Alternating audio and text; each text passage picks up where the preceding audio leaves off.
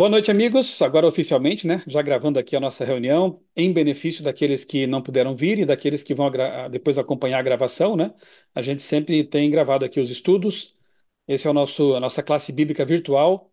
Estamos estudando histórias da Bíblia, tanto que o nome dela é Encontros com a Palavra. O esquema aqui é estudar histórias de encontros. Por exemplo, estudamos já Deus encontra o primeiro casal lá no Éden. Estudamos sobre a criação, né? Depois estudamos sobre a mulher encontra a serpente, capítulo triste da queda, né, do pecado. Depois, estou lembrando assim meio por alto, já foram vários, né? Abraão encontra o cordeiro, aquele momento em que ele achou que iria sacrificar Isaac, mas na verdade era uma lição para o universo do sacrifício que Jesus faria, que ele é o cordeiro, né? Nós estudamos um pouco sobre o santuário, sobre os rituais do santuário.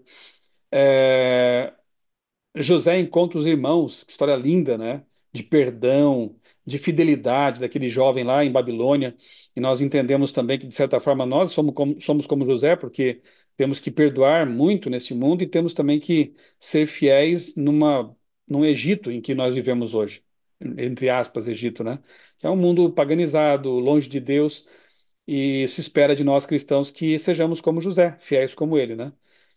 E hoje, bom, aí explicando para quem eventualmente, quem sabe se deparar com esse vídeo, essa série de estudos, cada vez que a gente se encontra aqui, a gente analisa uma história dessas, um encontro desses, e dali extrai doutrinas, princípios, valores, verdades dessas histórias. As pessoas gostam de histórias, né? Então é sempre muito assim interessante a gente estudar as histórias e aprender com elas. Deus deixou muitas histórias na Bíblia porque ele sabe que nós humanos gostamos de histórias, de saber como outros humanos viveram, saber como outros humanos enfrentaram suas lutas e saber como outros humanos, mulheres e homens, venceram também. Se eles puderam, nós também podemos, né? E assim, quando chegarmos ao fim dessa série, não teremos aprendido apenas doutrinas e princípios e valores e verdades.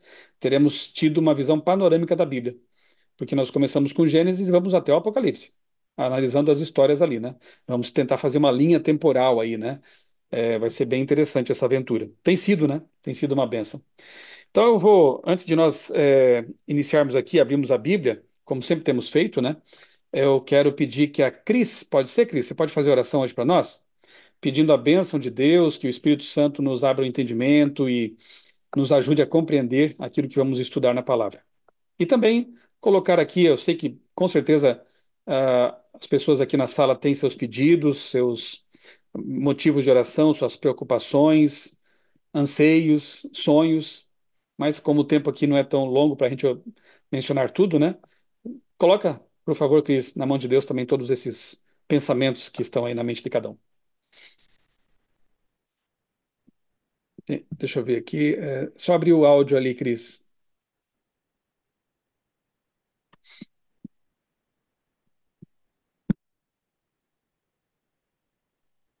Não sei se é a Michela, que é a anfitriã, que tem que liberar de alguma forma. Não?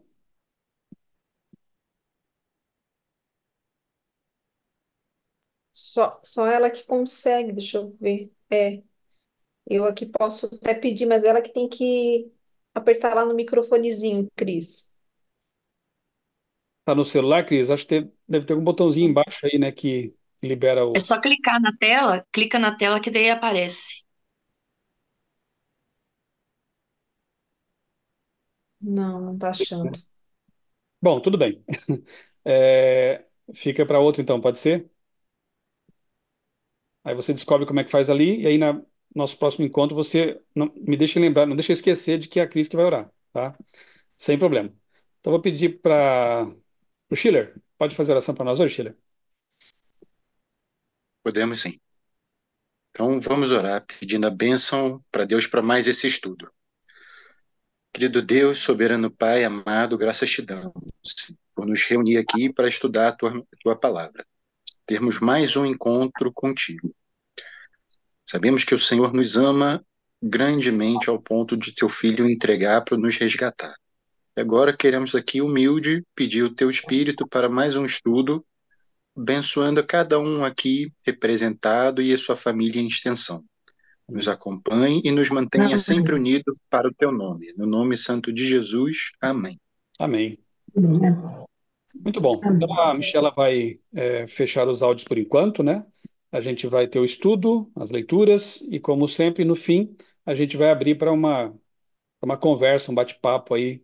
Vão anotando no caderninho, né? Lembra do caderninho? Anotem no bloco de notas aí as ideias que vocês vão tendo com as leituras. É, se você tiver um pensamento, um insight, né, sobre a leitura, anota aí para não esquecer. Perguntas também. E no fim a gente faz aquela conversa gostosa lá, tá bom? Vamos lá, eu vou colocar aqui como orador, então. No último encontro aqui, no nosso último estudo, caso vocês tenham perdido e os amigos que estão acompanhando a gravação também tenham perdido, é só ir aí no meu canal, Michelson Borges, tem as playlists, né? E uma das playlists que eu criei é Encontros com a Palavra. E aí todos os estudos anteriores estão lá disponíveis. Vocês podem assistir à vontade. No anterior, a gente estudou sobre José, José no Egito, de jovem fiel, filho de Jacó, que foi levado contra a vontade dele, obviamente, né, para o Egito, mas acabou lá sendo uma bênção. Lembra que eu falava de que Deus usa circunstâncias que para nós são negativas e acaba transformando em bênçãos? O caso de José foi um desses, né? E muito pior do que perder um voo, né? Obviamente, né? Ele foi tirado da família, foi levado para um país estranho, lá foi submetido a tentações, longe de casa, longe da igreja, digamos assim, e mesmo longe de todos, mas à vista de Deus, ele foi fiel. Foi tentado pela esposa do Potifar, depois foi jogado na cadeia ele foi fiel também. Deus, depois de um tempo, o tirou de lá e com certeza ele abençoou muita gente quando esteve lá, e da cadeia foi para o palácio, né? E no palácio ele também foi fiel. Então, fiel na desdita e fiel na bênção, né? Fiel quando pouco, fiel quando muito. Assim tem que ser o cristão. A vida do cristão tem que ser de fidelidade independentemente das circunstâncias, né? E depois tem todo aquele processo, né, dos irmãos que vão para lá buscar comida e ele trabalha com eles, faz um tratamento ali psicológico praticamente, né, com os irmãos e consegue perceber que eles haviam mudado, o tempo e o sofrimento os havia mudado, né? E ele então os perdoa, traz a família para o Egito e a família se estabelece lá. Jacó morre, com o tempo aquela geração vai morrendo também. O próprio José morre, né? E ambos, Jacó quis ser sepultado na terra prometida, porque ele não é dali, estava ali como peregrino.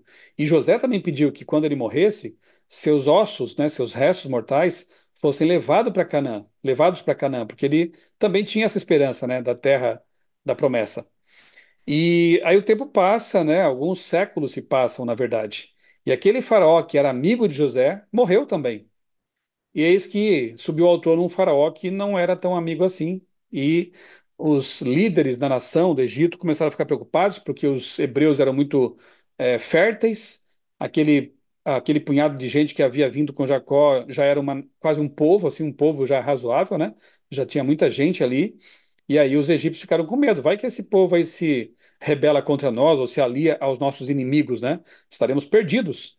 E começaram a oprimir o povo hebreu, o povo de Israel, né? Inicialmente colocando esse pessoal para trabalhar em obras públicas, né? Construir coisas. Depois começaram a apertar e apertar mais ainda. E é nesse contexto que surge um grande herói, né? Moisés, né, que marcou demais a história dos judeus e a nossa história também, né, um grande homem de Deus. Então, eu vou ler um resuminho aqui só para a gente contextualizar que Deus já havia avisado Abraão, na verdade, que seus descendentes iriam viver 400 anos numa terra distante como escravos e depois retornariam para Canaã. Então, isso já estava previsto. E há dois motivos que a gente pode entender também por que isso, né? Primeiro, eu creio que Deus também quis abençoar o Egito. E ele fez isso, né? Ele fez isso com José. José foi uma bênção. Com certeza, muitas pessoas conheceram o Deus verdadeiro quando José esteve lá. Depois, o próprio Moisés, né? Aconteceu também em Babilônia, quando Daniel e seus amigos moraram por lá. Com certeza, a vida deles tocou outras vidas. Deus ama todos os povos, não só o povo hebreu. Deus queria usar os hebreus para abençoar os outros povos, levar o conhecimento da verdade a outros povos. E também tem o detalhe de que os povos cananeus, pagãos, terríveis que moravam lá em Canaã, não haviam ainda completado, como a gente diz, a taça, né? A taça de seus pecados, para que Deus interviesse e os expulsasse de lá. Ou seja, Deus estava, ao mesmo tempo que trabalhando lá com os egípcios e procurando usar os hebreus para ser uma luz ali, trabalhando também com os cananeus para que eles pudessem ter um tempo de graça ainda para ver se arrependiam e mudassem ali de conduta e de vida, né? Mas infelizmente a imensa maioria deles acabou não aproveitando esse tempo de graça. E depois vão sofrer as consequências disso, né? Bem, então Abraão já tinha recebido essa revelação de que o povo dele, os descendentes dele ficariam é, 400 anos lá no Egito. No tempo determinado, Deus escolheu o libertador, o herói, Moisés. Nem preciso gastar muito tempo com a história dele, porque quem não conhece, né? Filmes e desenhos animados, claro, sempre tem uma ou outra distorção ali na história, né? Mas, grosso modo, as pessoas conhecem a história de Moisés, o garotinho, o menininho, o bebezinho, salvo das águas, né? O faraó temia que aquele povo, como eu disse, povo próspero, fértil, dominasse sobre eles e passou a oprimi-los cada vez mais. Moisés foi salvo milagrosamente do rio e pôde ser criado por sua própria mãe, que é um detalhe assim impressionante na história, né? Porque ela tenta salvá-lo numa cesta de juncos, né? Calafetada com piche. E Deus preserva Moisés ali naquele cestinho, nas águas do Nilo. Ele é resgatado, lembram, pela princesa do Egito. E ela, a irmã de Moisés, Miriam, ela propõe, né? Você quer que eu leve ele para uma ama? Porque, de fato, a cultura, o costume no Egito lá, naquele tempo, eu não sei se eles não gostavam de bebê chorão, mas não ficavam os bebês no palácio. Eles eram criados por amas, né, tutoras, e depois, com 12 anos por ali, eles então poderiam habitar o palácio. Olha que coisa linda. Moisés teve a chance de viver 12 anos com a mãe dele, porque ela foi a ama, né? Era paga por isso até. A princesa pagava a mãe de Moisés para cuidar do filho, do próprio filho. E com certeza essa mãe aproveitou muito bem esses 12 anos, porque ela sabia que eram poucos, para criar o menino nos caminhos de Deus, né? Aqueles filmes e desenhos que mostram Moisés tendo uma surpresa. Ah, então eu sou hebreu. Não é assim, né? Ele já sabia que era hebreu, claro. Ele foi criado para conhecer o Deus verdadeiro e tudo isso aí, né? De que mais aqui? Tentando ajudar da sua maneira, Moisés já adulto, né? Ele tenta libertar lá, tenta proteger um hebreu que estava sendo espancado por um soldado, por um egípcio, e ele mata o egípcio, né? E aí ele acaba fugindo do Egito e Deus tinha que desensinar. Moisés tinha muita coisa que desaprender ali, que com certeza aqueles anos no palácio, naquela cultura pagã, deve ter contaminado os seus pensamentos de alguma forma, né? E então ele era um general, estava sendo criado para ser um general, até talvez um futuro faraó, por que não, né? Ele era filho. Estudiosos acreditam que pode ter sido filho adotivo de Hatshepsut, que foi uma grande princesa, né? E ele, então, sendo filho adotivo dela, eventualmente poderia até ser, quem sabe, um faraó. Moisés, então, ele abre mão, né, dessa riqueza, desse poder todo, para ser depois o líder da nação escolhida por Deus. Ele passa 40 anos nas terras de Midian, ele se casa lá com Zípora, ou Séfora, e ali ele desaprende e aprende coisas que Deus queria, ou seja, a humildade, a confiança em Deus, a paciência, a calma, porque ele se torna pastor de ovelhas. Olha só que coisa, né? É, 40 anos pastoreando as ovelhas de seu sogro Jetro. E quando esse tempo passa, alguém podia pensar, mas agora já está idoso, né? 80 anos, já até esqueceu talvez da língua egípcia, daquela escrita complicada. Ele até dá desculpa para Deus depois, né? Senhor, eu não sei mais nem falar aquela língua e tal, minha língua é pesada. Agora você está pronto. Agora você está pronto. Humilde, dependente, preparado agora para ser o líder paciente que ele foi, né? Deus ensinou Moisés a ser um homem pacífico e submisso. Depois de 40 anos cuidando de ovelhas, ele foi chamado por Deus para libertar o povo de Israel. E é nesse ponto da história que a gente agora prossegue, tá? Como eu disse, né, nós vamos pegar encontros e vamos ter alguns intervalos que eu vou ter que cobrir resumindo, né? Porque senão a gente vai ficar aqui. Imagina a gente estudar 1.189 capítulos da Bíblia, né? A gente ficaria aqui por muito tempo. Eu vou destacar assim as histórias principais, né? E eu quero convidar vocês a abrirem a Bíblia agora em Êxodo capítulo 20. Êxodo capítulo 20. ler aqui o momento em que Moisés recebe de Deus as tábuas da lei, né? As tábuas da lei. E o encontro que ele tem com Deus lá no Monte Sinai, certo? A propósito, né? Só para não esquecer, a Michelle aí, que é da agência Mapa na Mão, nós estamos planejando em janeiro do próximo ano levar um grupo para lá, né, Michelle?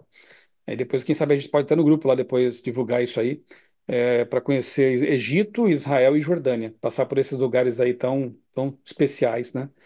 Então aqui, Moisés estava lá no Monte Sinai, Êxodo capítulo 20, né? Deus o manda subir o monte e lá ele fica 40 dias com Deus. Não foi assim uma coisa tão rápida. Deus não só deu as tábuas da lei, os 10 mandamentos para ele, para Moisés, como também deu muitas outras orientações. Aquilo que ele escreveu em Levítico, Êxodo, Gênesis, ele possivelmente já estivesse escrevendo em Midian, né? Jó, talvez também. Mas assim, é, Êxodo, Levítico, Números, Deuteronômio, né? Ele escreve depois e coloca ao lado da arca, as tábuas da lei coloca dentro da arca. Foram dias de muita instrução, muita revelação da parte de Deus. E aqui no capítulo 20 a gente encontra exatamente os 10 mandamentos que foram dados por Deus para Moisés e para o povo de Israel, que eram para ser assim uma espécie de constituição de seu reino, né? A lei máxima da nação. Nós vamos lê-los agora com calma, analisando cada ponto aqui, e eu vou pedir colaboração, quem sabe da Liz e da Michela, intercalando aí a leitura de cada mandamento. Porém, antes, eu quero ler aqui para vocês os versos 1 e 2, porque o capítulo 20 não começa no verso 3, ele começa nos versos 1 e 2, que dizem assim: Então Deus falou todas essas palavras. Eu sou o Senhor seu Deus, que o tirei da terra do Egito, da casa de servidão. Olha só, é muito interessante perceber que antes de dar a lei, Deus lembra os hebreus que eles só podem guardar a lei porque agora eles são livres. Quando estavam no Egito como escravos, eles não eram donos de sua vida, da vida deles, né? Eles não tinham como ser obedientes a Deus porque eram escravos, né? De uma nação pagã que adorava muitos deuses antroposomórficos, né? Lembram? Deuses que tinham cabeça de bicho, corpo de gente, era uma idolatria tremenda lá. Agora eles estavam livres, porque já tinham passado pelo Mar Vermelho, Deus já havia derrotado o exército egípcio, eles já estavam no caminho ali pelo deserto, rumo a Canaã. Agora eram livres. E agora Deus lembra, vocês estão livres. E vocês agora podem me obedecer em liberdade. Isso é importante porque tem pessoas que pensam que obedecer a Deus é um fardo, é uma escravidão. É pelo contrário. Só consegue obedecer a Deus quem é livre, quem primeiro foi libertado do pecado, quem primeiro foi perdoado, quem primeiro teve encontro com Deus. Quando você é libertado, ou seja, você é salvo, quando você se converte, quando você aceita Jesus como Salvador e ele liberta você do pecado, você fica tão feliz que a sua única resposta é: Senhor, agora o que tu queres que eu faça? E Deus vai orientar você, o caminho por onde deve andar, esses mandamentos que na verdade são uma proteção para a gente. Vamos conferir? Eu vou pedir assim, ó, que a Michelle então leia os mandamentos da primeira tábua e a Liz leia os mandamentos da segunda tábua. Pode ser? Michelle lê os mandamentos 1 a 4 e a Liz de 6 a 10. Vão anotando aí que vocês vão percebendo na leitura dos mandamentos. Depois a gente vai ter uma conversa sobre isso. Não tenha outros deuses diante de mim. Não faça para você imagem de escultura, nem semelhança alguma do que há em cima do céu, nem embaixo na terra, nem nas águas debaixo da terra.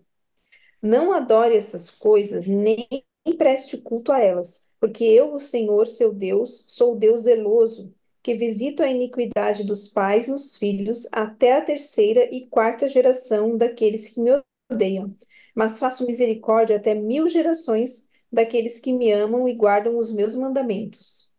Não tome o nome do Senhor, seu Deus, em vão, porque o Senhor não terá por inocente o que tomar o seu nome em vão.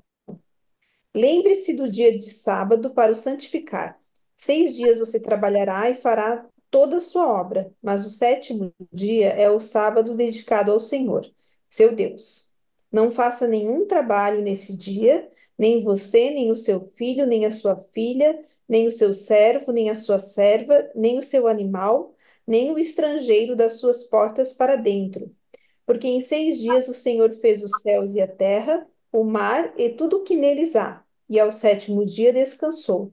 Por isso, o Senhor abençoou o dia de sábado e o santificou.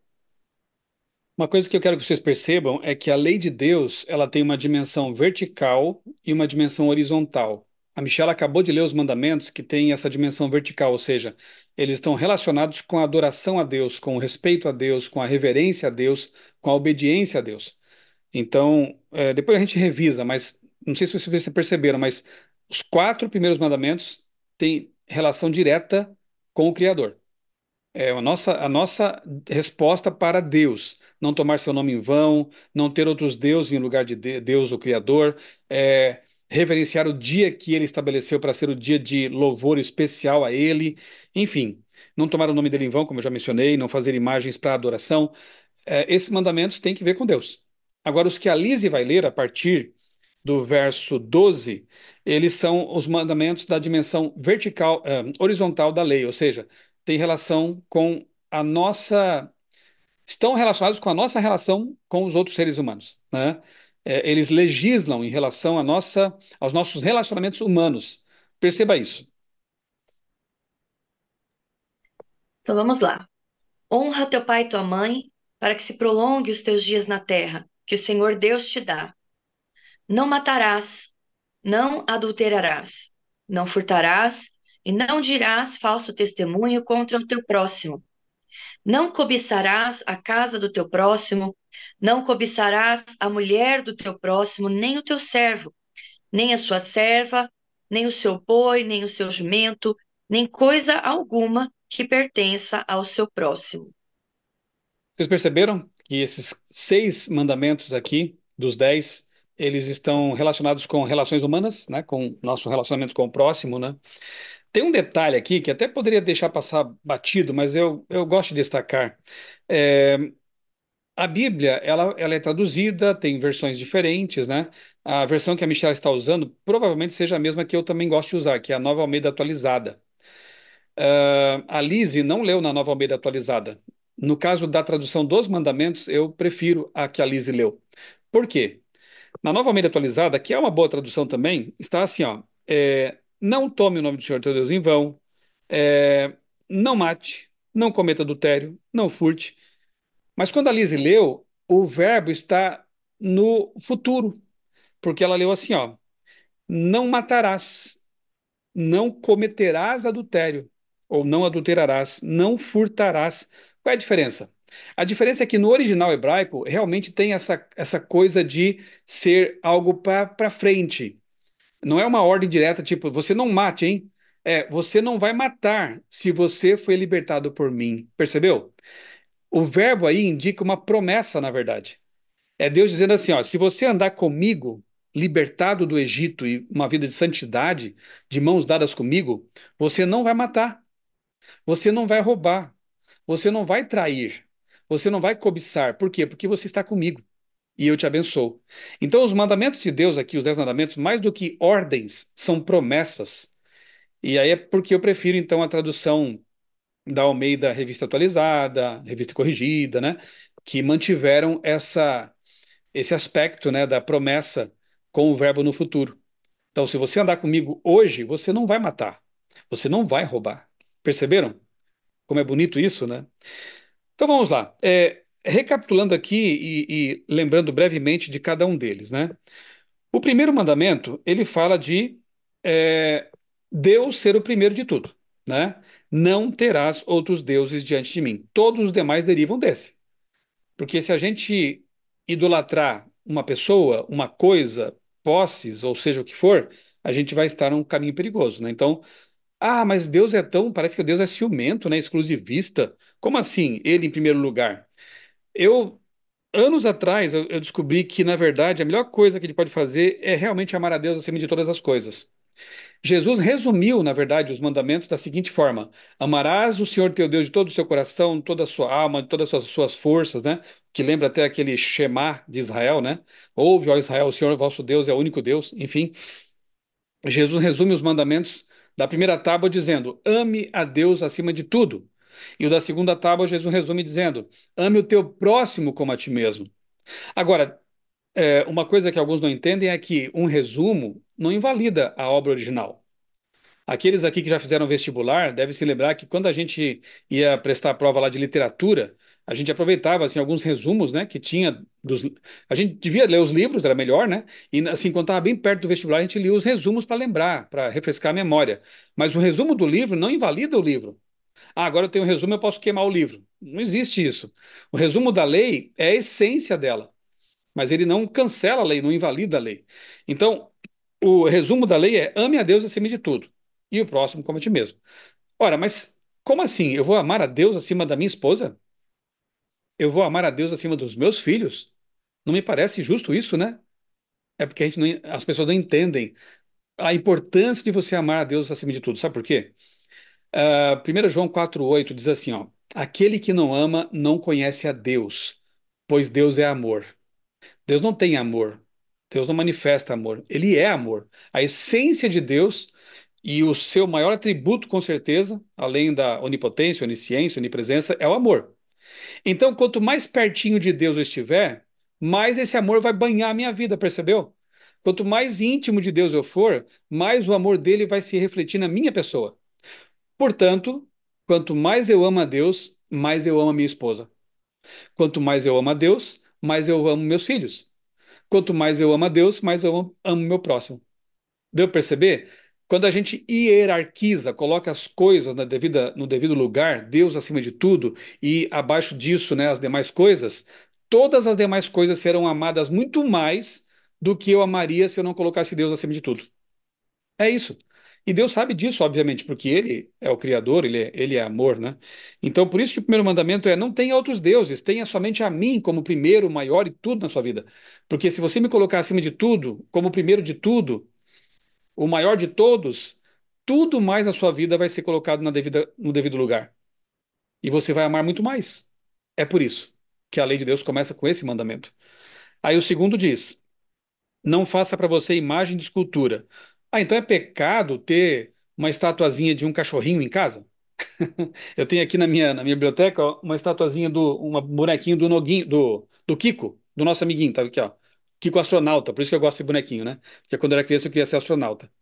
Quando Jesus voltar, eu vou ser.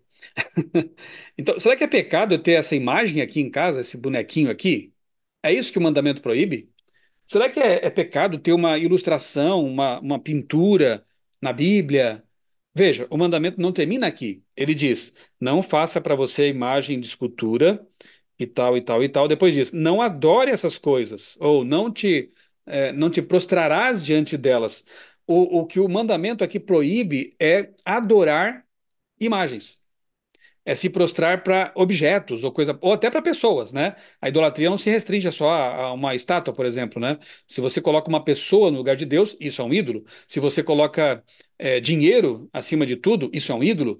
Enfim, você entendeu, né? Qualquer coisa que vai competir com Deus se torna um ídolo. Tanto não é pecado você ter uma figura representativa que o próprio Deus colocou em cima da tampa da Arca da Aliança. Lembra do santuário que a gente já estudou?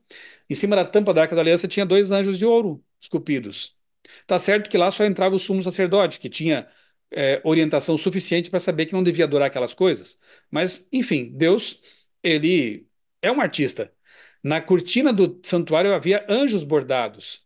Moisés, certa ocasião, lá no deserto, para proteger o povo das picadas de cobras venenosas, foi orientado por Deus a esculpir uma cobra, que era uma espécie de símbolo de um antídoto, né? Para também apontava para Jesus, né? Já vimos isso, tudo na Bíblia aponta para Jesus. Quem é que foi colocado no madeiro como se fosse o maldito, né? Para perdoar os pecadores? Foi Jesus. Então, aquela cobra que, quando você olhava, quando as pessoas olhavam para ela, eram curadas da picada da cobra, era o antídoto. Na verdade, representa Jesus também, porque Jesus ele foi o antídoto, ele é o antídoto para os nossos pecados. Quando o povo começou a adorar aquela serpente, ela foi destruída.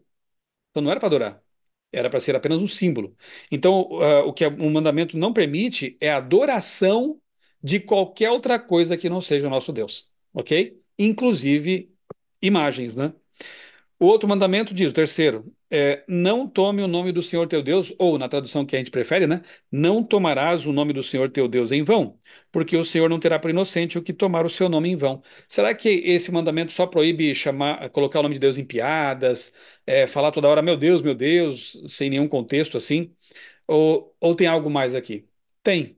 É também isso que eu falei, mas toda vez que um cristão representa mal o nome de Deus, faz algo que não corresponde à vida de um cristão, ele está desonrando o Pai. É como se dissessem assim de você: Ah, fulano, você está fazendo isso? Você não é filho do fulano? Do outro fulano lá? Pois é, né? As pessoas, especialmente quando você está na sua cidade, no seu bairro, né? Eles já vão associar. Esse é o filho do fulano. Por que que ele está fazendo isso, né? Acaba respingando no pai, na mãe. E aqui também não é diferente, né? Quando nós, como cristãos, damos mau testemunho, quando nós, como cristãos, não amamos as pessoas, tratamos mal as pessoas, mentimos, trapaceamos, nós estamos desonrando o nome do nosso Deus. Na cultura hebraica, nome era mais do que apenas uma palavra. Ele representava o próprio caráter da pessoa. Tanto que o nome de Deus é sagrado, né? E Yahvé, o tetragrama lá, hebraico, né? YHWH, ele era tão sagrado que os hebreus até evitavam de falá-lo. Tanto que a pronúncia se perdeu por causa disso, né? Eles, quando iam copiar a Bíblia, quando aparecia o nome de Iavé, eles usavam uma pena nova. Não usavam a mesma pena que estava escrevendo já fazia tempo. Eles colocavam uma pena nova ali, de tão sagrado que era o nome de Deus, porque representa o seu caráter. Então, quando a gente toma o nome de Deus em vão, a gente está, na verdade, manchando o caráter de Deus. Sejamos cristãos de verdade, e assim estaremos honrando o nome do nosso Deus. E aí vem os 6 mandamentos da segunda tábua, como a gente diz, né? Que se referem a. Desculpa, ainda tem o quarto mandamento que ainda tem que ver com Deus, que diz assim, na primeira tábua, né? Verso 8: Lembra-te do dia do sábado para o santificar. Durante 6 dias você pode trabalhar e fazer toda a sua obra, mas o sétimo dia é o sábado dedicado ao Senhor seu Deus. Não faça nenhum trabalho remunerado, né? Porque, obviamente, que tem gente que confunde, né? Mas não pode comer no sábado, não pode ir à igreja no sábado. Nós vamos ver isso mais adiante, coisas que são lícitas e não são lícitas nesse dia, mas o fato aqui é que ele está se referindo a trabalhos seculares, remunerados, né? Nem você, nem seu filho, nem sua filha, nem seu servo ou empregado, né? Hoje em dia a gente chama assim, né? Por quê? Por que guardar o sábado? Porque em 6 dias fez o Senhor os céus e a terra, o mar e tudo que neles há. E ao sétimo dia descansou. Por isso o Senhor abençoou o dia de sábado e o santificou. Onde que está escrito isso? Que Deus abençoou, santificou o sábado e até descansou nesse dia? Se você depois quiser conferir, lá em Gênesis capítulo 2, lá na criação mesmo, né? Versos 1 a 3, é dito que o próprio Deus descansou nesse dia. Mas, pastor, não tinha cansaço ainda, não tinha pecado? E Deus não se cansa, ele é o Criador? Pois é, a palavra Shabat, ela tem mais, tem um sentido maior até do que apenas descanso físico. É uma pausa contemplativa, é um momento de você ter esse contato com o Criador e a criação dele. Adão e Eva nem estavam cansados, eles foram criados na sexta-feira e já veio o sábado, né? Mas eles entraram no descanso com Deus. Então, eles contemplaram o que Deus havia feito, né? Hoje, porque temos esse mundo de pecado e de canseira, ele acaba também tendo uma dimensão física de descanso mesmo, né? Mas é muito mais do que isso. Não é só para ficar deitado na cama, por exemplo, né? É um dia para louvar, é um dia para reconhecer o Criador do universo. E é dito lá em Gênesis 2, 1 a 3 também, que Deus abençoou e santificou esse dia. Será que quando Deus põe uma bênção, alguém pode desabençoar? Não sei nem se essa palavra existe. Quando Deus santifica, alguém pode dessantificar aquilo que Deus santificou? De jeito nenhum, né? Deus santificou o casamento no Éden, e ele é sagrado. Deus santificou o sábado no Éden, e ele é sagrado. E aqui na lei de Deus, no quarto mandamento, Moisés nos lembra de algo que ele mesmo escreveu em Gênesis, que o sábado está vinculado não com a história de pecado, não com o santuário apenas, ele está vinculado com a criação, um momento em que sequer havia povos sobre a terra, só havia Adão e Eva. Então, é um mandamento que, convenhamos, é bastante negligenciado, né? Depois a gente pode conversar um pouco sobre isso também. Na sequência vem um mandamento com promessa. Honrarás teu pai e tua mãe para que. Eu vou ler aqui na segunda pessoa, né, na terceira pessoa, como está na minha tradução, né? Para que você tenha uma vida longa na terra que o Senhor teu Deus, seu Deus, lhe dá. Então, honrar os pais. Ah, mas o meu pai não é tão legal assim. Não importa, honre seu pai, né? A sua parte como filho é dar a honra, né? Aos pais, ao pai, à mãe, que você os represente muito bem sempre, né? Que as pessoas ao olhar para você possam também louvar seus pais. Esse é o filho da Enedina, né? Que legal, né? Ela deve ser uma boa mãe mesmo, né? E eu atesto aqui que é mesmo, né? Então, é isso. Honre seus pais e Deus abençoará você também, porque Ele é o Pai Celestial. Não matarás. Interessante que quando a gente vai para Mateus capítulo 5, o Sermão da Montanha, Jesus amplia o sentido da lei, né? Ele diz, por exemplo, que matar, e inclusive ao fazer isso, ele está afirmando a lei. Ao contrário do que alguns pensam, né? Ah, Jesus cancelou, aboliu, superou a lei. Ora, mas lá no Sermão da Montanha, numa outra montanha, que era a Montanha do Sinai, lá era a montanha, né, do Sermão da Montanha, ele diz assim: olha, vocês leram lá que não devem matar, não matarás. Eu, porém, vos digo. Eu, porém, quem é esse que diz eu, porém? Só pode ser o mesmo Deus, né? Para completar alguma coisa que ele disse antes. Eu, porém, lhes digo: quando você machuca alguém com as palavras, você também está matando. Olha que interessante como ele amplia o sentido, o princípio por trás das palavras.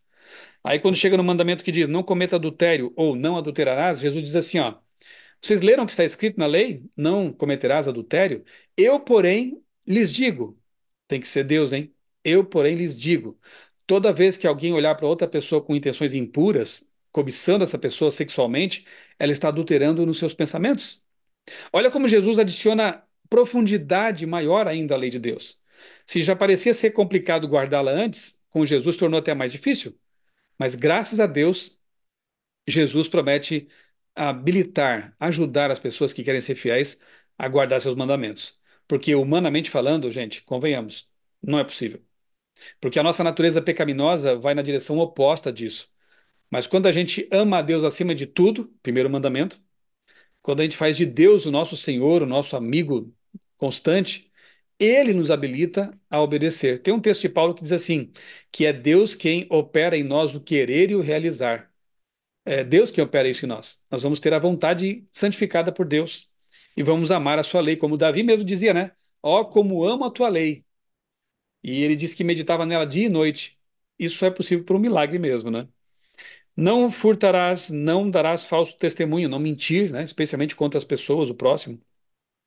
E finalmente, o 10º mandamento diz: não cobiçarás a casa do próximo, a mulher, o marido também, obviamente, coisas do seu próximo. Hoje podemos colocar assim o carro dele, a casa dele, o celular dele, enfim, né? Atualizando um pouquinho. Então é isso. Esses são os 10 mandamentos que resumem essa chamada Constituição do Reino de Deus. Na verdade, a gente deve encará-los como se fosse uma espécie de cerca de proteção.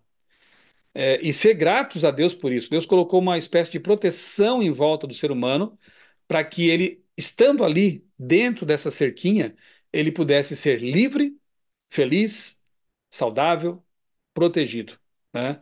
Tanto quanto possível nesse mundo de pecado, obviamente, que não é o mundo ideal, né? Eu não sei quanto a vocês, mas eu sou muito feliz porque Deus nos orientou dessa forma, né? Tem até um pensamento que diz assim, ó, não retire uma cerca do lugar a menos que você saiba porque ela foi colocada lá. Pensa bem no que eu falei agora. Não retire uma cerca do lugar a menos que você saiba por que ela foi colocada lá. Então, se a lei de Deus foi colocada nas tábuas e ele quer inscrever nas tábuas do nosso coração, é porque ele sabe o que é melhor para nós. Obedecer aos mandamentos de Deus é, sem dúvida nenhuma, bênção para nós, né? Tem vários textos que falam que é saúde para a vida, é paz, enfim, é prosperidade espiritual. Tem muita bênção reservada para aqueles que são fiéis. Jesus é nosso Salvador, mas também é o nosso Senhor. E ele disse lá em João 14,15: se vocês me amam, guardem os meus mandamentos. Qual é o principal motivo por que a gente quer obedecer a Deus? Por amor. Se for por outro motivo qualquer, já fica meio estranho. E se a pessoa não ama Deus acima de tudo, os mandamentos que deveriam ser bênçãos se tornam um fardo, se tornam ruins, pesados, né? Por isso que, primeiramente, a gente tem que realmente entregar a vida para Deus, para Jesus, ser libertado do Egito do pecado, para depois, livres, obedecer. Esse é o princípio. E Tiago 2,10, Novo Testamento, diz que todo aquele que obedece à lei de Deus, mas tropeça num ponto, se torna culpado de todos. Parece meio radical, né? Mas pensa se eu falasse assim para Débora, minha esposa: querida, eu vou ser fiel a você 6 dias por semana, mas no sétimo dia eu não serei fiel. Será que eu estou sendo fiel? Ora, mas eu sou fiel na imensa maior parte do tempo. Só um dia que eu não sou? Não é. Então, eu não posso dizer para Deus, Senhor, eu sou fiel a esse mandamento, a esse mandamento, esse mandamento. Esse aqui eu não estou afim, não. Eu sou 90% fiel, então, Senhor. Como assim? Todos os mandamentos são de Deus. Todos ele estabeleceu e são uma bênção para nós, né? E a nossa resposta a Deus é, Senhor, me ajuda, eu quero ser fiel a tudo que tu estabeleceste, né? A todos os teus mandamentos. Ok? Abram seus microfones, agora é o nosso momento de bate-papo, de conversa. Eu imagino que ideias devem ter povoado a mente de vocês e talvez o caderno também. Então eu quero ouvi-los, né? Quero que vocês compartilhem suas ideias, suas impressões. Aqui há pessoas que já guardam, né, esses mandamentos há muitos anos, outros talvez possa ser novidade, algumas coisas que lemos aqui hoje, né? Pode perguntar, pode comentar, fiquem à vontade, tá bom? A Liz levantou a mão. Então, eu gosto muito de pensar nos Dez Mandamentos como um manual do fabricante, né? Hoje as pessoas às vezes pensam que, por que que Deus quer pedir coisas de nós? Por que que ele quer exigir coisas de nós? E quando a gente entende que algo foi elaborado por um fabricante, é porque ele sabe como que aquele material funciona e o que pode eventualmente trazer algum problema, para o seu funcionamento. Então, como quando Deus criou o ser humano, ele, na sua infinita sabedoria, sabia já quais eram os pontos em que nós poderíamos ter problemas relacionais, que afetam não somente a saúde física, mas a saúde mental também. E assim como um produto, por exemplo, eu posso escolher comprar uma roupa de um tricô muito fino, muito caro, e posso decidir não seguir as instruções do fabricante de lavar essa peça à mão, com material mais delicado e suave. Então, eu tenho toda a liberdade de não seguir o manual do fabricante. Mas, ao fazer isso, eu vou ter que arcar com as consequências de ter problemas, porque provavelmente esse material ele não vai ter a durabilidade que ele deveria, né? Então, o tecido pode rasgar, pode manchar, né? Então, eu vejo, assim, o amor de Deus por nós, ao ele dizer pra gente, olha, se vocês seguirem isso aqui, vocês vão ter uma vida um pouco mais, menos dificuldades nessa terra até que eu venha. A gente sabe que vai ter sofrimento, mas se seguir esses 10 mandamentos, pelo menos vocês ficam dentro dessa rede de proteção e vão ter menos desafios. Muito bom. É isso mesmo. O que mais, gente? Sobre os mandamentos, sobre Moisés no monte. Tem um detalhe que eu quero destacar aqui enquanto você pensa para falar o que você quer falar. Lembra que num dos primeiros estudos a gente falou sobre a Trindade, né? Que na criação aparece ali, façamos o homem à nossa imagem, conforme a nossa semelhança. Ali a divindade está conversando, né? Somente Deus cria, não está conversando com anjos. E a gente entende que ali estava o Espírito de Deus pairando sobre a face das águas. Deus, o Pai, obviamente estava lá. E no Evangelho de João a gente lê que no princípio era o Verbo estava com Deus e o Verbo era Deus. Então ele estava lá também criando, né? Então a Trindade estava participando da criação. E ah, no que diz respeito à concessão dos mandamentos, né, no encontro de Moisés com Deus, nós lembramos, por exemplo, a sarça ardente, lá quando Moisés teve aquele primeiro encontro com Deus, né?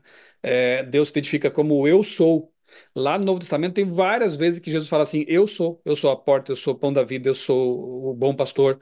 E uma vez ele quase foi apedrejado porque ele falou assim: antes que Abraão existisse, eu sou. João 8:58.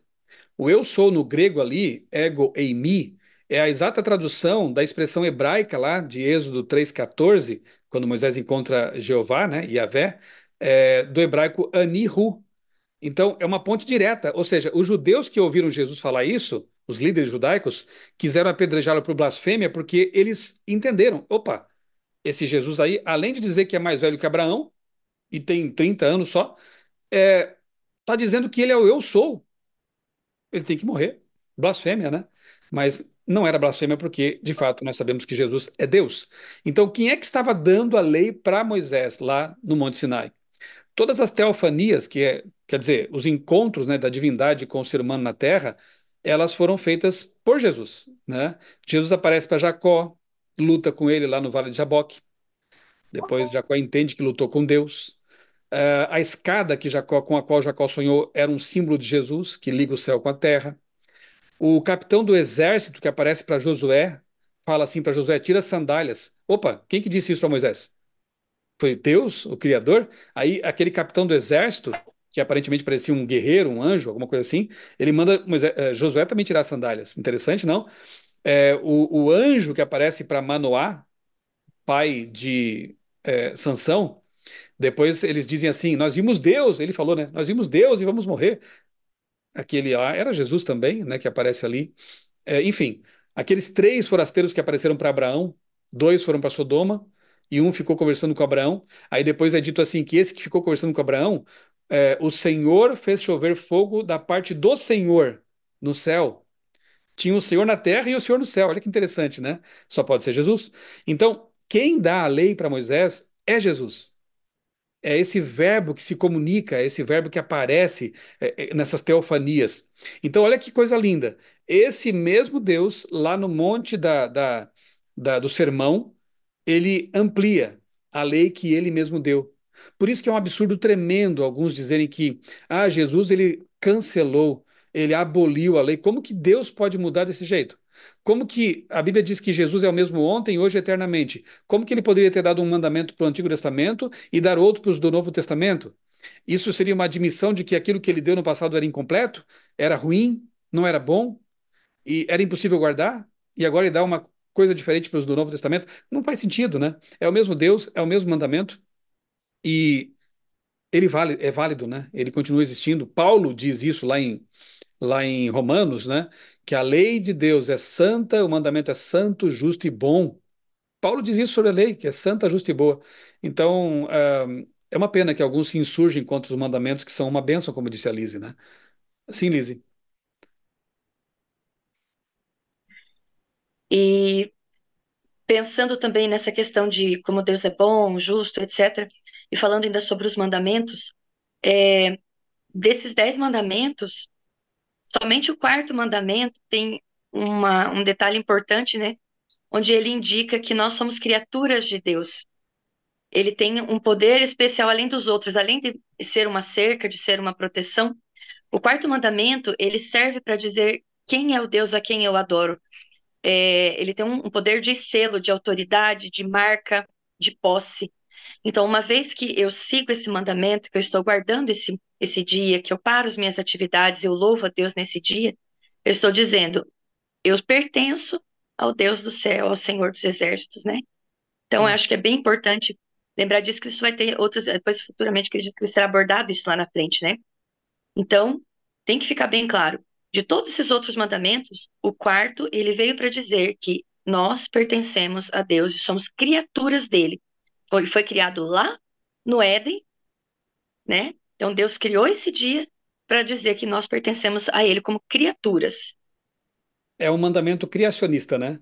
Vamos dizer assim, porque você só respeita realmente o sábado se você reconhece que Deus criou o mundo em 6 dias literais de 24 horas e reservou o sétimo dia literal de 24 horas para ser um memorial dessa criação.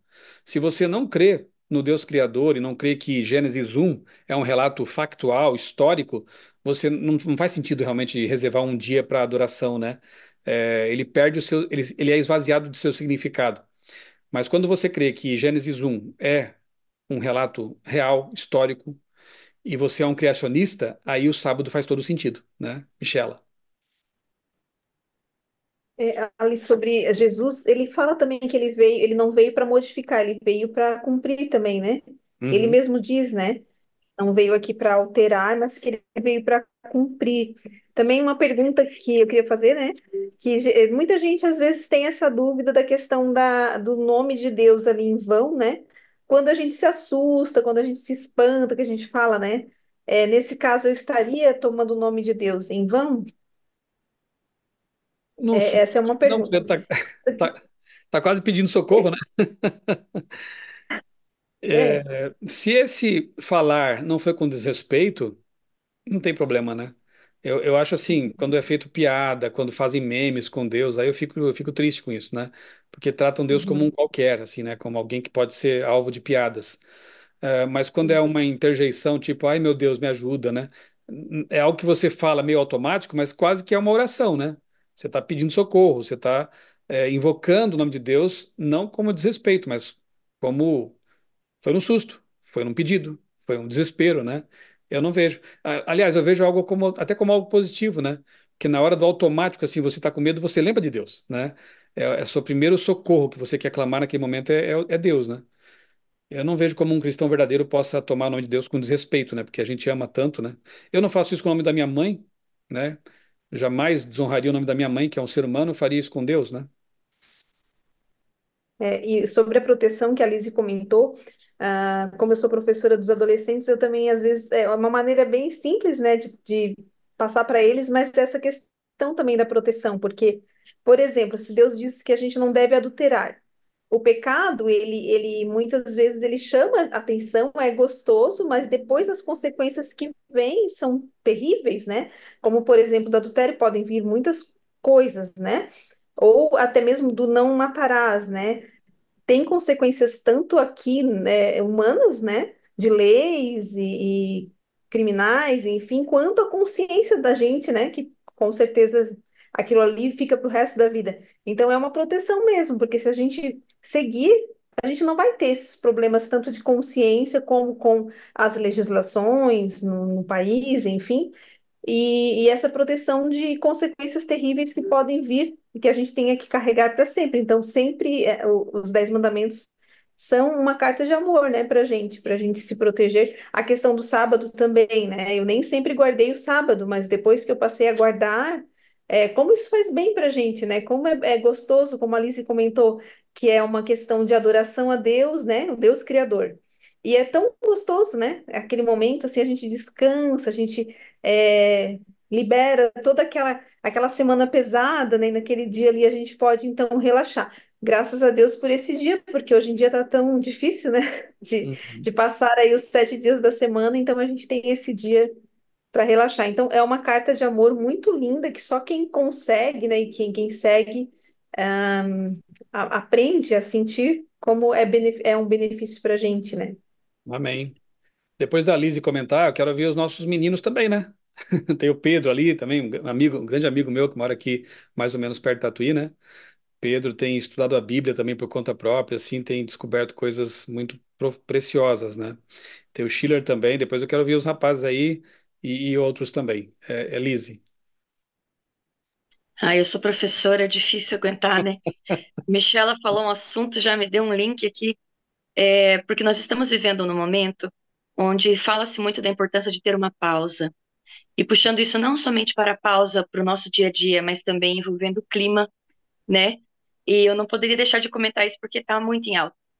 Então, Deus, na sua infinita sabedoria, já no ato da criação, ele, quando santificou esse dia, sábado, ele também entendeu que era um dia de pausa.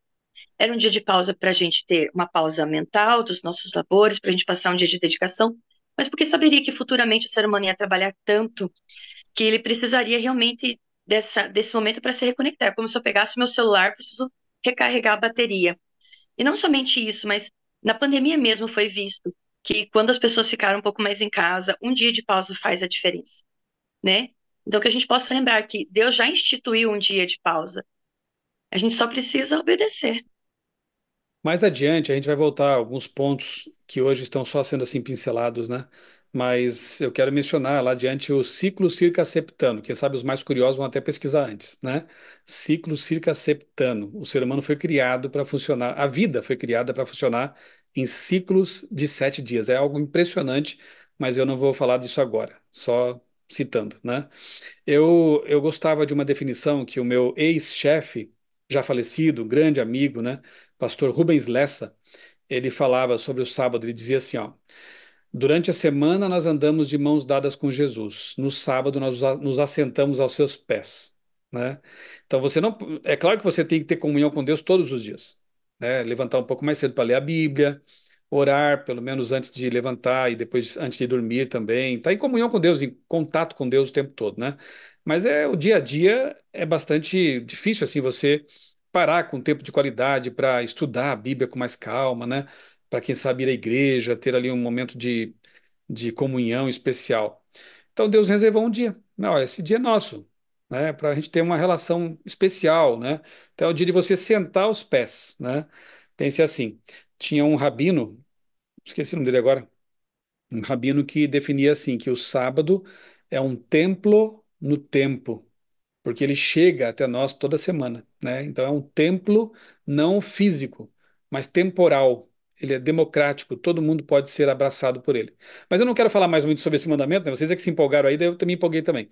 A gente vai ter momentos futuros para trabalhar um pouco mais esse conceito que é muito especial e que tem sido esquecido. Justamente o mandamento que começa com o verbo lembrar. Todos os demais têm assim aquela negativa, né? Mas o quarto mandamento diz assim: lembra. As pessoas estão esquecendo, né? Que irônico. Mas vou ficar por aqui.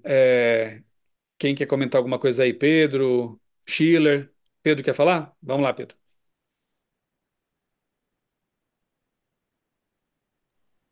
Boa noite, pastor. Boa Boa noite, noite. gente. Viu, pastor? Você falou do sábado agora, que não queria mais comentar, mas eu queria comentar só mais uma coisa. É que a igreja que eu vou, que eu participo, assim, eu já fui de algumas igrejas, já participei da igreja presbiteriana. Agora a linha que eu sigo é uma igreja, assim, que é mais a questão de, como você falou, que é amarás o Deus acima de todas as coisas e o próximo como a si mesmo, né? E é uma coisa que eu realmente acreditava, né? Eu vou dizer assim, porque é uma coisa que, assim, falando para vocês que talvez não estejam dentro dessas igrejas, o pessoal que está lá, eles são realmente sinceros. Então, eles acreditam que, assim, você coloca isso na sua cabeça, ama a Deus acima de todas as coisas e o próximo como a si mesmo. Então, aí você está livre de toda e qualquer outra lei, entendeu? Só que aí eu pensando assim, né, estudando, e não tem como você saber como que você vai amar a Deus acima de todas as coisas, como você vai amar o próximo, porque, tipo, por exemplo, tem gente que é feio mentir. Só que tem gente que não liga pra mentira, que acha bonitinho uma mentirinha comercial e pode contar essa mentirinha comercial. Então você fica em cima do muro com isso. E com os meus estudos, eu tenho visto que realmente essa questão dos 10 mandamentos pega bastante. E quando eu vou falar com as pessoas, né, que tem essa base do ama a Deus acima de todas as coisas, o próximo como a si mesmo, a maioria das pessoas até falam, não, os 10 mandamentos são válidos, tem que seguir. E aí eu pergunto, né, e o sábado? E muitos, ah, não, sábado a gente guarda o domingo, ou o sábado não é mais válido. Então, assim, é um negócio que eu vi que tá pegando muito. E tem lá o lembre-se, né? Então, é algo que eu acho que Deus tem trabalhado muito em mim. Eu ainda não posso dizer que eu guardo o sábado totalmente, mas eu estou buscando descansar, sabe? Eu achei muito gostoso poder descansar assim durante o sábado, poder desligar a cabeça das coisas do trabalho. Então, é uma coisa que eu gostaria de compartilhar com vocês, né? E que é uma coisa que tem me edificado muito, sabe? Essa questão Amém. aí, porque se está aqui na Bíblia, se está na lei, se Jesus fala sobre isso, eu acho que é uma coisa que vale a pena. Eu, como dentro dessa igreja que não guardo os 10 mandamentos da forma que deveria ser guardado, eu tenho visto e tenho passado para outros também, né? E eu tô indo agora para a igreja adventista, a maioria dos sábados eu tenho ido aqui na da minha cidade e eu tô curtindo bastante, viu? Essa Amém. questão aí do sábado. E aí eu também queria te perguntar outra coisa, pastor. É uma dúvida que eu tenho em específico da lei, de Jesus ampliar a lei quando Jesus fala, não é só você enfiar uma faca no peito do seu irmão, é você pensar em matá-lo. Isso já estava em vigor quando Moisés recebeu os 10 mandamentos, ou Jesus colocou a partir daquele momento, né? Ou se só Jesus só tirou as escamas de todos que achavam que era literal, tudo literal. Boa pergunta. E antes disso, obrigado, Pedro, pelo seu testemunho aí, pela sua fala, né? Eu não falei para vocês, Deus tem trabalhado muito na mente, no coração do Pedro, né? Isso me deixa muito feliz. E essa pergunta é bem interessante, né? Quando Jesus falou assim, ó, um novo mandamento vos dou, que vos ameis uns aos outros, né?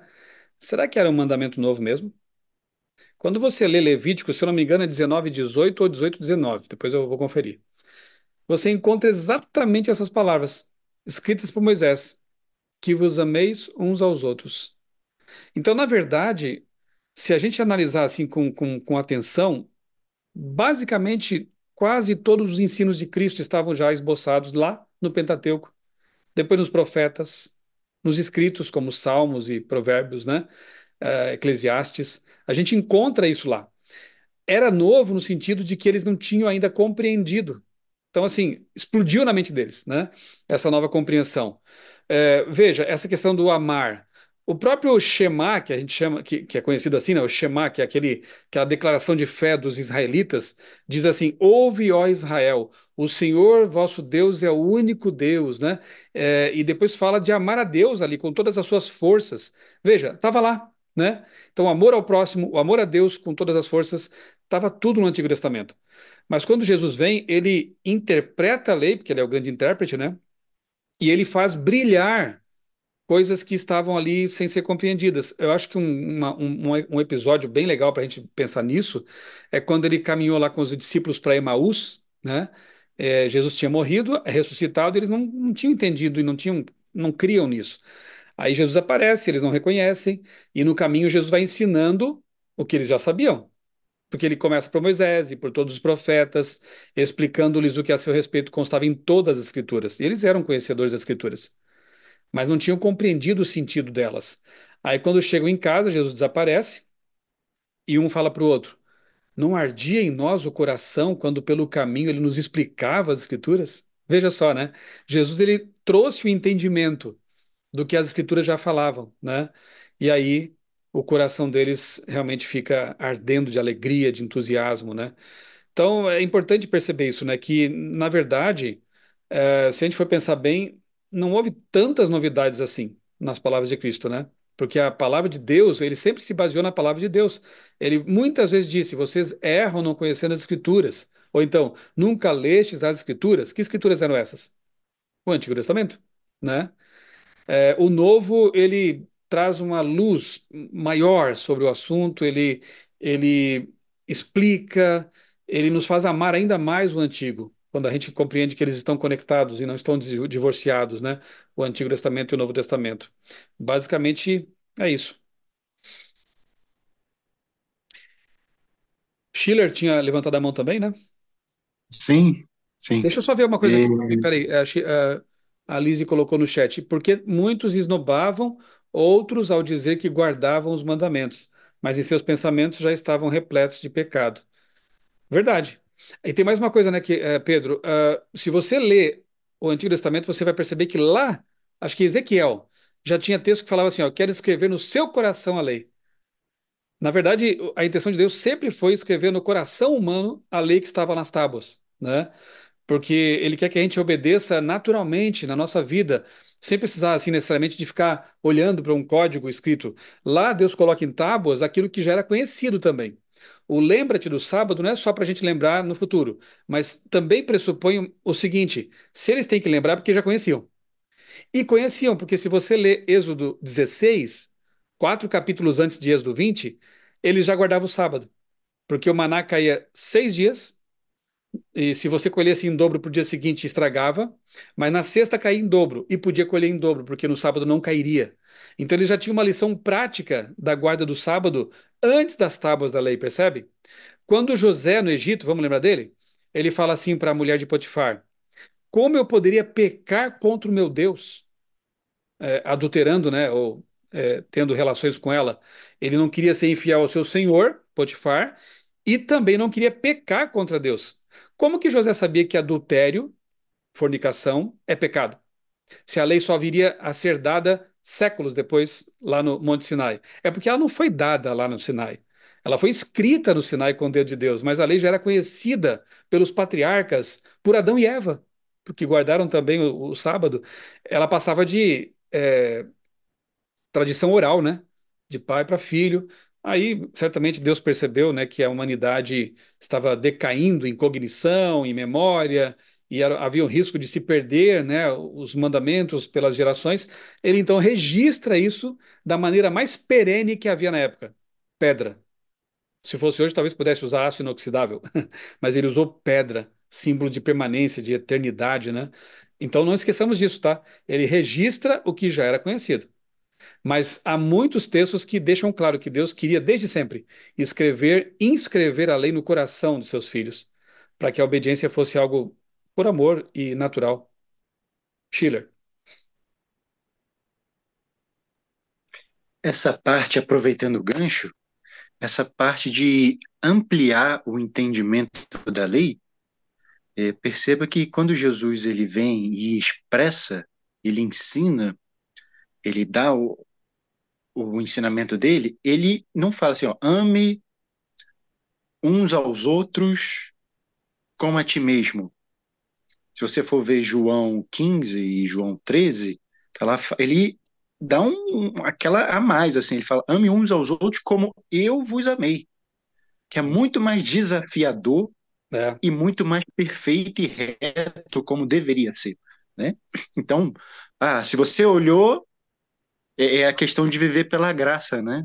As pessoas que vivem pela lei vivem mais fáceis, porque é só não matar. Agora a pessoa que vive pela graça, digamos assim, ó, se você já olhar para outra mulher assim, você já está cobiçando, né? Você já está adulterando. Então, amar como Jesus amou é um desafio muito maior do que amar como eu amo, né? Porque as pessoas nem se amam de verdade.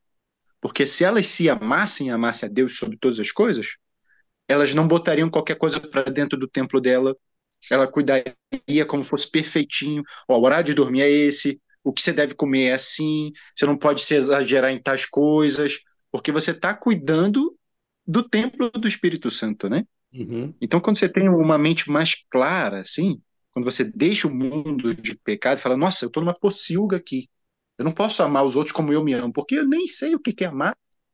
Eu como qualquer coisa e para mim tá bom, né? Eu estou machucando meu corpo. Que dirá Deus, né? Agora tem um comentário assim que diz que os anjos ficaram surpresos, abismados, pasmos, ao saber que tinha uma lei escrita, porque eles já seguiam aquelas leis naturalmente no coração deles, né? Apesar de Moisés ter recebido ali no Monte Sinai, Caim sabia que ele assassinou. Apesar de não estar escrito não assassinarás, não matarás, né? Antes, Caim ele já estava lá, pô, matei, agora eu vou ser condenado. O próprio Satanás ele chega e já cobiçou o trono de Deus. Então ele foi expulso, mentiu, foi expulso, né? Enganou, né? é, O caso comentou de Abraão, assim, ele chega em mente, fala, não, essa aqui é a minha irmã, né? Aí, além de mentir, fez o outro querer adulterar, né? Então, todas essas coisas vieram muito antes sim. de Moisés receber a legislação lá. E Ah, era uma coisa mais ampliada, né? Não sim. era só preto no branco ali. Para a gente caminhando já aqui para a conclusão, é, uma história que a gente lembra quando fala disso de obediência na letra ou de fato no espírito, né? É o jovem rico, né? O jovem rico era um judeu, frequentador da sinagoga, cresceu, vamos dizer assim, cresceu na igreja, um jovem, né, todo correto ali, mas Jesus testa o menino, falando assim, menino, um jovem, né, e fala assim, você quer ser salvo, você quer ter a vida eterna, guarda a lei. Mas, Senhor, eu guardo desde a minha infância, eu nasci na igreja, eu obedeço esses mandamentos desde sempre. Deve ter pensado, beleza, né, então tô no caminho, né? Ah, então tá, você obedece? Então faz o seguinte, ó. Era um rapaz rico, né? Vende o que você tem, dá aos pobres e depois me siga. Podia ter sido um discípulo, perceberam? O chamado foi segue-me. E aí o jovem saiu dali triste. Por quê? Porque ele tinha muitos bens. Ele guardava a lei de verdade? O que que vocês acham? Não, porque a essência da lei é amor. E se ele não estava disposto a dar o que ele tinha para o próximo e se dedicar unicamente para Deus, ele não amava nem a Deus e nem ao próximo. Então ele achava que guardava, mas guardar só regras na letra não é o que Deus quer de nós. Deus quer de nós que a essência seja sempre o amor. Se eu fosse resumir a lei, tá, Jesus resumiu em dois, e espremer mais um pouquinho, vamos resumindo só? a palavra que sai é amor. Amor.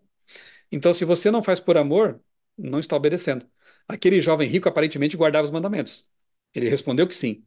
Mas, na verdade, como ele sai triste, porque ele amava mais o dinheiro, isso provou que ele não estava guardando a lei de Deus como deveria realmente. Schiller. E esse jovem, ele perde duplamente, né? Porque Jesus, ele avisou sobre o que que aconteceria à frente. Aham. Na década de 70, tem o cerco de Jerusalém, todo mundo perde tudo. Tudo. Então não adiantou nada ele juntar aquelas riquezas se foi tudo tomado, né? Então, em tese, ele além de perder o mundo físico, perdeu o mundo espiritual. É, é lamentável, Porque né? se ele tivesse dado tudo, ele poderia ter salvado, se salvado de uma certa maneira, e não teria nenhum apego às coisas que seriam tomadas logo depois. Poderia E ser um outras pessoas discípulo. poderiam ter sido aliviadas durante o caminho. Como eu disse, ele poderia ter tido a honra de ser um discípulo de Jesus, né? Até diz o texto que Jesus o amou, né? Bem, é, não sei se há mais algum comentário, alguma coisa, mas também temos o nosso grupo lá. Se vocês quiserem postar alguma coisa por lá também, a gente pode depois complementar alguma coisa ali, tá bom? Espero que tenham apreciado esse estudo, espero que tenham é, percebido quanto Deus nos ama a ponto de nos proteger de nós mesmos, deste mundo mal, né? E que nós possamos realmente, como Davi, amar a lei de Deus, porque ela foi criada para o nosso bem, né? E ao experimentar a bênção da fidelidade, possamos ser felizes e ter a vida abundante que Jesus prometeu para nós, tá bom? Vamos concluir com uma oração? Oremos. Querido Deus, bondoso Pai, muito obrigado, Senhor, por mais esse estudo bíblico. Obrigado porque na tua palavra encontramos orientação, encontramos bênçãos, proteção. Talvez alguns aqui não tivessem ainda compreendido alguns detalhes em relação à lei, à tua lei. É, tu não levas em conta, obviamente, o tempo de ignorância, como diz a Bíblia. Mas, Senhor, que no nosso coração esteja o desejo de ser fiéis e te obedecer. E que nós recebamos a capacitação necessária para fazer isso e façamos isso por amor. Esse é o nosso desejo. Continua abençoando o nosso grupo aqui, abençoa também aqueles que não puderam estar conosco, abençoa os amigos que vão assistir a gravação, que assistiram a gravação, que as tuas bênçãos os alcancem também. Nós oramos e tudo te agradecemos em nome do Senhor Jesus. Amém.